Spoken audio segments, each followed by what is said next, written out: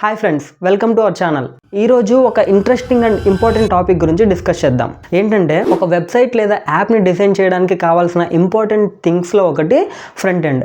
అసలు front end అంటే ఏంటి, యూజర్ ఇంటర్ఫేస్ అంటే ఏంటి, ఈరోజు వీడియోలో చూద్దాం. టాపిక్లోకి వెళ్ళే ముందు వీడియోకి ఎవరైనా లైక్ చేయకపోతే ఇప్పుడే లైక్ చేసి సబ్స్క్రైబ్ చేయండి. So let's get in to the video. ఇంకా మనం డైరెక్ట్గా టాపిక్లోకి వెళ్తే అసలు ఫ్రంట్ ఎండ్ అంటే ఏంటి? ఒక వెబ్సైట్ని కానీ యాప్ని కానీ ఓపెన్ చేసిన వెంటనే యూజర్కి అక్కడ కనిపించే ప్రతి ఒక్క విషయాన్ని డిజైన్ చేయడం అండ్ క్రియేట్ చేయడాన్ని ఫ్రంట్ ఎండ్ అంటారు. ఇక్కడ యూజర్ అంటే ఎవరో కాదు, మనమే. డీటెయిల్గా ఎక్స్ప్లెయిన్ చేస్తాను చూడండి.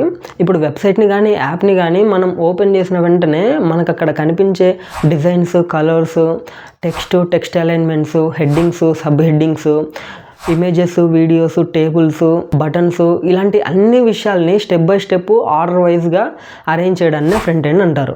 దీన్ని టెక్నికల్గా యూజర్ ఇంటర్ఫేస్ లేదా యూజర్ సైడ్ అంటారు. అంటే ఏంటంటే ఇక్కడ కేవలం యూజర్ చూసేది, యూజర్ ఇంటరాక్ట్ అయ్యేది మాత్రమే కౌంట్ అవుతుంది. బ్యాక్గ్రౌండ్లో సర్వర్లో ఏం నడుస్తుంది, ఏం జరుగుతుంది అనేది ఫ్రంట్ ఎండ్కి సంబంధం ఉండదు. HTML, CSS, జావాస్క్రిప్ట్ లాంటి markup languages and other modern tools తోటి ఈ ఫ్రంట్ ఎండ్ని డిజైన్ చేస్తారు. ఈ ఫ్రంట్ ఎండ్ని డిజైన్ చేయడంలో యూజ్ అయ్యే ఈ లాంగ్వేజెస్ HTML, CSS, జావాస్క్రిప్ట్, ఈ లాంగ్వేజెస్ గురించి అప్కమింగ్ వీడియోస్లో నేను ఎక్స్ప్లెయిన్ చేస్తాను. వీడియో నచ్చితే లైక్ చేయండి. వీడియో ఎలా అనిపించిందో కామెంట్ సెక్షన్లో కామెంట్ చేయండి. అలాగే మీ ఫ్రెండ్స్ తోటి షేర్ చేయండి. అప్కమింగ్ వీడియోస్లో నేను పెట్టే కంటెంట్ మిస్ అవ్వకుండా ఉండాలి అంటే ఛానల్ని ఇప్పుడే సబ్స్క్రైబ్ చేయండి.